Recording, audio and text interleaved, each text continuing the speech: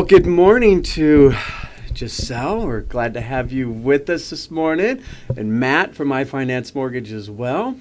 By way of a formal introduction, I wrote it down because it's a mouthful. It's Giselle Turner, and I'm going to let you say your last name. Rochin. There you go. Sounds way better. eXp Realty, Whissel Beer Group. That's a cool name, out of the San Diego area. So really glad to have you here, and glad to have your sister with you today that came up.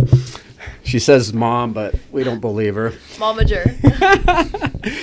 All right. Well, you know what? The purpose of this podcast is, as we discussed earlier, is it's entitled The Mindset of a Champion. What sets you apart?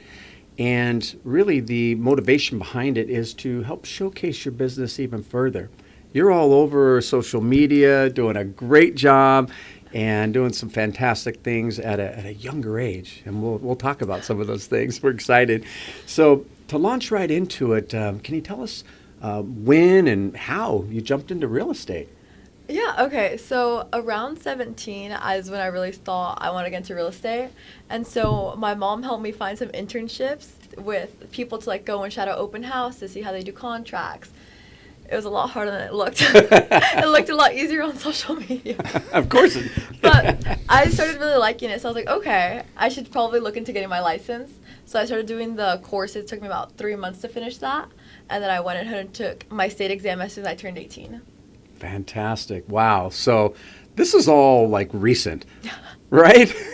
Yeah, a couple months. A couple months, right? So yeah, this is brand new. And yet you've already done a few things. Can you tell us about that? Yeah, so as soon as I turned 18, I was like, okay, I want to actually go in to buy a duplex property to rent out rooms and things. Mm-hmm. But then the person who was helping me get the loan was like, oh, I think it's better to do a home flip instead. And I was like, do a home flip? What do you mean? I've never done that in my life. I've only seen that on TV.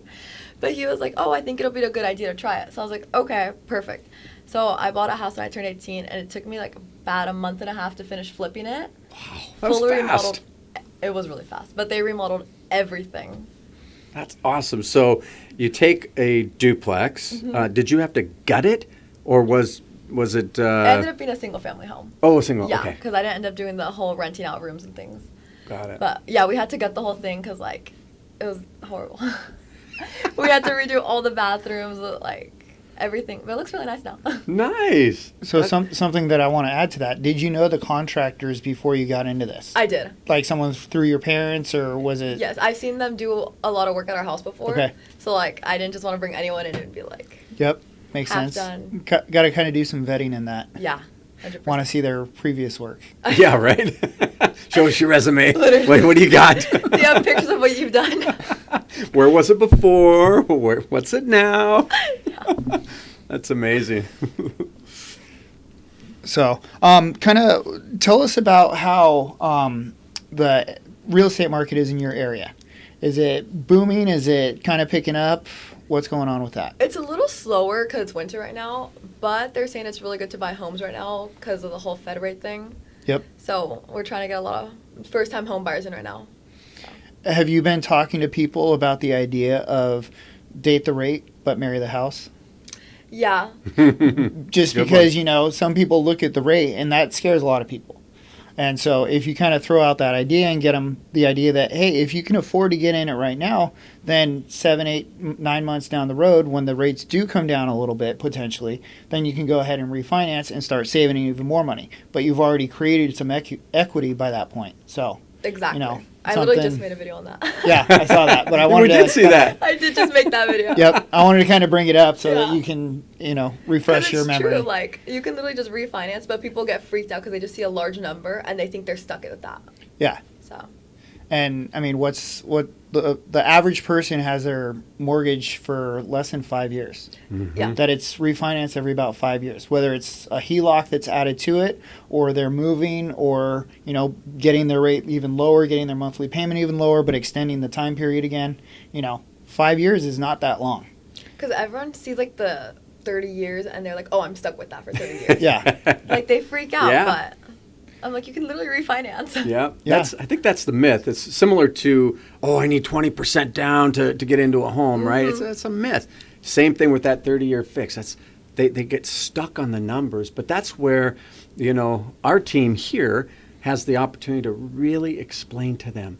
So the first-time home buyers especially, but even folks that have bought homes in the past, it was different buying homes in the past than it is now. The processes are streamlined, they're simplified, but still people have that 30-year I'm stuck.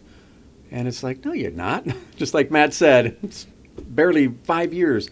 And now with debt, we're finding a lot of people who have gotten into their homes, credit card debt is at its highest peak than it's ever been. Over, I think I saw, if it was correct, over $3 trillion in credit card debt right now. So people have this big bank, their house, and they have maybe when we refinanced them a few years back and the refi boom, 2.25 interest rate. So their mortgage payment is really low, but their credit cards, 27%, 29%, killing them. So we're helping people refinance. They're not stuck in that 30-year. Refinance, cashing out some money out of that big bank they got in their house, some of that equity, paying off their debt. So it's really a matter of education to them so that they don't feel like they're stuck. And that's where it's exciting to see you on the front lines talking to all them. I try to post a lot of videos because people instead of going to someone now, they just ask Google or social media. So that's like, okay, if I can get this to people through social media, that's like. So would you easiest consider way. that one of your services that you add that would set you apart from other people? Oh, absolutely. I post good couple times a day. Yeah. That's awesome. Yeah, it looks like you have a good camera crew with you too, Is that her? No, it's actually my videographer and my dad. Okay. Okay. They That's good. alternate. So you bring your bodyguard and your photographer. Exactly. That's perfect. No, you put out some good content. My wife and I were actually looking at it just the other day, and she's actually she's a hair and makeup artist, right? So when she sees people, she looks at them first to say, "Oh, nice hair. Oh, great makeup," And I'm looking to say, "Okay, yeah, check out the experience. Oh, look at that, they're flipping this." So between the two of us, we pick out some pretty good people That's to so bring on funny. our podcast. So, Matt brought up the point of, would you say this service really helps you stand out? And that's really the point we're getting at now is, having the mindset of a champion. We understand you play some volleyball too. Yes, I did. So you got some competitiveness in you. A lot. We're going to let you explain that a little bit. So what does having the mindset of a champion mean to you? And more importantly, how does that impact your daily routine in real estate? Honestly, I would definitely say it's a lot of discipline. Because real estate, you technically don't have a boss, telling you, oh, you have to be in at this time and do this at this time. It's really all dependent on what you're doing day to day. Mm-hmm. So I try to wake up at 6 a.m. and go get my workout done early because I'm not waking up ever. Even though it's super cold outside, I wake up, go get my workout done, and then typically go to the office right after. Because I love my office because there's so many people there, and so everyone helps each other. If you have a question, you can just go and ask someone. Yeah. You feed off people that way. And tell us a little bit about your volleyball. I know you play volleyball, and did you ever want to lose? Not at all. Not at all? Never. I you sure? played injured for 4 years. I literally didn't even tell my coach that I had a super bad nerve damage injury for 4 years. So you always wanted to win. So having that champion mentality, what goes into the mindset of with anything, but we'll take volleyball and real estate. You said discipline. What else goes in from your perspective to being a champion? How do you become a champion? Taking more leadership because you're taking care of people's biggest financial decisions of their lives. So you're also taking care of their emotions at the same time. Ooh, So you have to take leadership and guiding them through it. excellent. Yeah, that's so true. You mentioned emotions. There's nothing like a real estate transaction or purchase to bring out the true emotions and feelings of a person, right? I had a couple clients this was last year, but the husband big, tough, burly guy, right? And his wife, was in tears from day one, like, oh, I'm scared, this and that. Oh, babe, it'll be fine. He was bawling like a baby through the process. We met one time. He was scared. He's like, oh, got to give up my money and this and that. And I said, what happened to that big, tough, rough guy? I was teasing him by that time. Got to know him. But it brings out the emotion in people. And that's where your mindset as a champion, who's disciplined, who understands, you're an expert. You have to, you're literally taking care of them. You're like, because obviously if you're just like fall into that fear with them being like, oh yeah, like it's okay to be scared. Like, yeah, it's okay to be scared, but at the same time, like you have to take that step forward in order, like you have to lose money to make money. It's definitely one of the biggest things I've learned in my life. And there's so many obstacles that can get in your way when purchasing a home. Whether it's an estimate that comes in under what the value you Solar thought was. panels. Oh. Solar panels. They have a previous lien on the house because they weren't completely paid off. HOA fees that weren't paid. And you get to help them navigate how to solve those. And that's something that you can also rely on a mortgage broker like us. We can make some of those phone calls to kind of take it off of your plate. And we can negotiate some of those things and help you figure them out. Exactly. The one thing that was, you brought up solar, right? And all of us was like, oh. I had that issue. Did you? I did. I think it took like another 2 weeks to get the house because of solar docs. Was it because the transfer from the seller to the buyer was taking a long time? Or what happened in there? The solar company it was with, Mm-hmm. I guess they were taking forever because we had agreed that the seller was going to pay for the seller was going to pay for the transfer, pay it off. Yeah. Oh, pay it off. Pay them off. But then the solar company wasn't sending that in the documents, so they kept on trying to transfer just the loan. And so we were going back and forth for 2 weeks. It was horrible. That's a hassle. I remember one time we got to the 11th hour, about ready to close, and still waiting for the transfer to go through so the buyers could have their document. And I went and asked underwriting. I says, look, we got to think outside the box here. What do you need to show proof of the solar panels will now be coming into the new buyer? Well, honestly, Freddie and Fannie Mae guidelines just show that we just have to see that really it's in progress. I said, so would a copy of the current seller's solar agreement and a copy of just the transfer request that's in progress be enough? He's like, yeah, I don't see why not. So that's where even sometimes as loan advisors, we have to think outside the box and help our underwriters to do the same. And he said, yeah, get that. Well, I got that document in about 10 minutes from the agents, and we cleared that condition. So sometimes solar is a pain. Oh, yeah. But I try to get on that from the very, very start. If I know there's solar involved, and it's the first thing I ask the agents to, please confirm that. I says, from the seller's agent, please get me a copy of the current seller's lease agreement. And they've already started the transfer. Get me that copy too. And I just upload that with our initial submission. 9 times out of 10 now, I'm not seeing that solar condition come up on the loan. So that may be something to keep in mind. Yeah. You might be able to educate people down in your area. You're too. always learning something new. I see people who have been in real estate for 20 years, and they're like, I still learn new things, especially with all the AI things coming out. Oh, yeah. A lot of older people don't know how to use social media or AI to their advantage. So it's been fun trying to help some people in the office. So would you say, obviously the financial times aren't the best because of interest rates? Everything comes and goes as it will. But would you say that your ability to kind of adjust with the times and start using that AI is something that you've used to your advantage, especially in these uncertain times? You might be getting information from one of your coworkers, but you go, wait, I know a better way that I can use AI, and so you're kind of shifting and you're helping them shift as well. Oh, 100%. AI is a new thing that's coming out. Everyone's going to start using that eventually and might as well adapt to it before everyone gets into it. Yeah, that you might not be super proficient at it now, but you're still a step ahead of everybody else who hasn't even taken that first step. Exactly.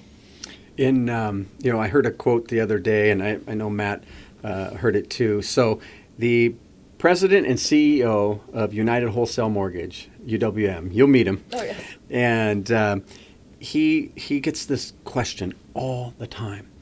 will AI put me out of business? Right? He says, no, AI is not going to put you out of business. The people using AI are going to put you out of business. Exactly. So basically reminding people, be an early adopter, like you are, like we are, of technology. Don't be afraid just because the technology is not perfect yet. It'll get better and better, like AI.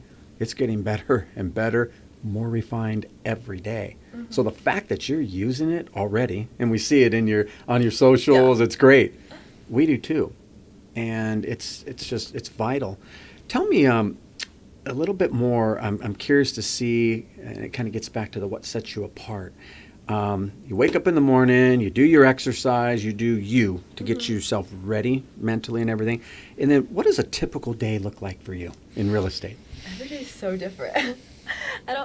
Okay, we'll do Tuesdays. So Tuesdays, it's usually like my everyday actually. I like go into the office after my workout, and then we have like morning huddles on my group. So every day at 8:15 a.m. we have morning huddles, and then we have role play. So role play is like fake scenarios that we have every day as if we're talking to like a client or another agent, which helps a lot because like it's scary, you never know what situation's going to come at you. And so we go ahead and do that. After that, we typically go into the office, and then Tuesdays we have meetings, and then Wednesdays we have in-person role plays. Yeah, we have a lot of things that help us. Yeah. That's great. And then other days we can just go into the office at whatever times we want to go get stuff ready for open houses, print out booklets and things like that. And then after that, make calls. I was wondering about that. Okay. At my office, they were saying, like, if you're not doing an hour of prospecting, it's just like, what are you doing, really? Good. So calls. When you're are these cold calls? Are these leads that have been purchased? Like how are you generating, or how are those calls being generated? So I've actually had a couple leads from social media. Good. And then I do get some team gen leads, and then a lot of them are just like, oh, someone that's like, oh, I know this realtor, so here's her card. And then that's how I get their phone numbers. Great. And I've been doing a lot. I've been trying to get into door knocking. So I just recently did like a food drive, and I went to go knock on everyone's doors, and I had like my information. But to not sound salesy, it's like, oh, it's a food drive. Or like, I'm your local realtor at the same time. That's fantastic. I'll tell you a short little story about door knocking, right? So when I first started as a loan officer back when Noah had the ark and everybody, no, wasn't that long ago, but yes, he's that old. Our broker, Joe, he was interviewing me, and there was only two other loan officers in the company, him and one other guy. And he's interviewing me, and I'm all excited. Yeah, I can't wait. Oh, this will be fun. He says, hey, John, come on, let's go. We were in the office. Let's go. I thought, oh, cool. He's taking me to lunch. This is going to be great. And I know he's a foodie, so he'll take me somewhere great. We get out there into the car. He drives us across the street into this residential area. What the heck are we doing here? We get out, and he says, all right. I go, all right, what? What are we doing? He says, we're going door knocking. I said, door knocking? I don't do that stuff. I don't even know how. And he says, watch me. We probably knocked on 100 doors. I didn't think it was ever going to end. But you know what? We had great conversations. Not salesy, like you said. He simply said, hey, my name's Joe. This is John. We are your local loan officers in the area, helping people that you may know either buy, sell, refinance, whatever you need. Do you know anybody we can help? It was that simple. Next thing you know, no, not right now, but we'll take your card. Great. Next. We got 2 prospects out of that. One was a refinance. The other one we were able to refer to one of our realtor partners. Door knocking is huge. And no one does it anymore. Nope. Ever. They all want to do social media and hide behind it. Yeah, so they're like, oh, from social media, it's like whatever. But then, like, I know there's like a couple realtors in my neighborhood. So I try to do like mailers and then being like, oh, hey, food drive, stuff like that. So you're seeing my face. Because, like, they can go to any realtor in my neighborhood. But, like, they don't see them. That's such a great idea. And I ended up taking a realtor with me once I got pretty good at door knocking. And this broker called me. He has 100 agents in his office, right? And this was years ago. And he says, John, I don't have time I just got 10 new agents this week. Can you take one of them under your wing, and they're brand new. They've never done this before. I said, sure. So I took them door knocking. Her name was Danielle. She was petrified to go outdoor knocking. And she wrote an article. It's still out there on LinkedIn. He just made me do it. That's what it was entitled, the article. And then she wrote, this. And then I took her the second week. She goes, the second week we got invited in by this wonderful little old lady. She gave us cookies and tea and all this. And she wrote the second article. He just made me do it again. And I remind her, she is a powerhouse realtor to this day in the San Juan Capistrano area. And I see her at networking events. She comes over and hugs me. Oh, my goodness, door knocking days, So I'm so glad to hear that you're doing that. It's because face-to-face is so much easier. Like, you get an actual connection, and it's less transactional, more relational. Yeah. Which is, like, the biggest thing in real estate, because people are like, oh, what they call it? Commission breath. Like, they can smell it. Commission breath. Yes. Yep. Oh, that's good. Well, something that John said earlier is we consider ourselves loan advisors. Mm-hmm. Yeah. We're not a broker. Like, we're not just here for the loan. And you kind of said something similar to that about how you're there to walk them through the process. Yeah. So building that relationship is one of the biggest things, because not only is it going to help you in this transaction because it's going to build their trust, but they're going to remember it and they're going to want to use you the next time, or they're going to have that other friend that is now looking for a place and they go, oh yeah, here's Giselle's number. And so then, that's how you get the word out there that you're doing what they want, is you become more of an advisor. I know you had a video up about 3 things not to do, and one of them was making a big purchase.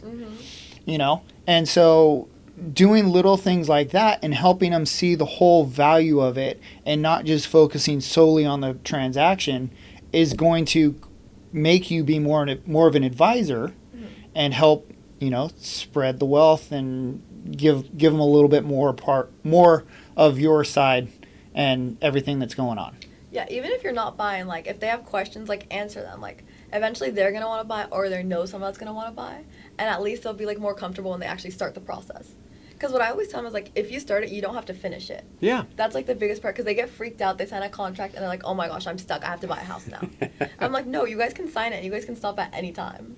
Yeah, So. that's good. You put them at ease. Mm-hmm. You set the right tone and pattern. You educate them. Now, people are afraid of what they don't know. Exactly. It's the fear of the unknown, right? And as soon as you help educate them, same thing. Let's say you bring a buyer to us and you're like, hey, these are first-time home buyers. What Matt and I say, hey, great, thank you. How about the 3 of us have a phone call with them? Oh, great. We like to include our realtor partners in that call. Because they already have a relationship with you. Mm-hmm. So if they trust you and they see that you're trusting of us, then that's going to just help, again, create that trust barrier a little bit better. And so, including everyone is something that we really do like to do. It takes a village. It takes Yep. a village and it's good for them to see right from the start, not only explain the pre-approval process to them, which we're very thorough about what that process looks like, and we make it very simple for them, but it gives us the opportunity to edify and build up you in front of them. Say, hey, before we get started, we're grateful to Giselle for introducing us, but we just got to tell you, and no doubt you already know this, but she's fantastic to work with. There's nobody that cares for her clients more than she does. You're in the greatest of hands. Just thought we'd confirm that with you. Oh, and then usually they'll say, oh, yeah, we know. We really love her. And it's a big love fest at first. And then you kind of break down those nervous barriers. Now you can get in and say, hey, do you mind if we tell you a little bit about the pre-approval process? Do you already know about it? Kind of get into it and pick their brain a little bit. But it turns out by the end of that meeting, you're in a great spot because the trust level just went up to here. We're in a good spot. And they see that we're on the same page. Yeah. Exactly. Because if we're not on the same page and you're wanting information and we're not able to give it to you, or we need information from you, like, hey, is there solar? Because maybe they don't know. Like, it all has to kind of come together. Mm-hmm. Yeah, it's exciting. Well, we've talked about some really cool things. We can see that you have that competitive winners champion mindset. Yeah. for your client. You really want to help them, what's best for them. You want to help them win. And in the process, you're winning too, because you're developing both personally and professionally to get better and better every single day, as we are in our business. One final question for you. You know, there's new realtors into the business coming in. Some are afraid to jump in and take the leap. Others have been in it for a long time, but maybe they've even become a little stagnant in their business. What advice would you have for people now in real estate, and as we go into 2026, what advice would you have for people to be successful? Never say no to any opportunity that comes your way. I don't think I've said no to a single thing that I like. Networking events, literally anything. I'm always like, yes. This podcast? Yeah. I say yes to everything. Like, I'll be like, Mom, Dad, I'm doing this. And they're like, okay. Like, I have really supportive parents, thankfully. That's a key. So, exactly. Like, they always push me to not be scared. So that's the biggest thing. Also, just don't be fearful. Like, That's if good. I die with no regrets. Absolutely. Well, You know- what's the big saying is it's only a mistake if you don't learn from it. Exactly. You know, Yeah. I like that. everything's a learning tool. So, okay, you try something and it didn't work out. Okay, what did I learn from it that I can be better at the next time? Yeah. And in my case, you know, waking up each day, knowing my why, being intentional, more intentional each day about what I intend to do. My why is my wife, and I do everything to make sure she's taken care of. And if we're single, then it's us. It's taking care of us, nourishing our minds, making sure we can help others, and caring for our supportive parents like you have, which is wonderful. We need that support, because when we have supportive wives like Matt and I do, and parents like you, it makes our job so much easier. Now we can focus freely to help others because we know we have the back end team, our families. That makes all the difference. Well, thank you, Giselle, for sharing all these nuggets and words of wisdom. It's obvious. You have the mindset of a champion. We see what sets you apart. And we know that anybody that's going to watch this and listen to this will see this champion serving the San Diego area, but licensed in all of California. Are you licensed in any other states yet? Not yet. I want to get Arizona All and right. Texas. That's a good one. You Texas get Texas. Yeah. Texas I want right now, Texas. Texas is 95% of my business. Oh my gosh. And I focused on Texas about 2 years ago, and I have probably about 40 different agents that I work with very closely out there, and have taken them and their mates to UWM. So I know you'll look forward to meeting them too. And some of them are with EXP right now. Some are LPT and some of the other ones. But thank you so much for joining us today. Thank you guys for having me. Of course.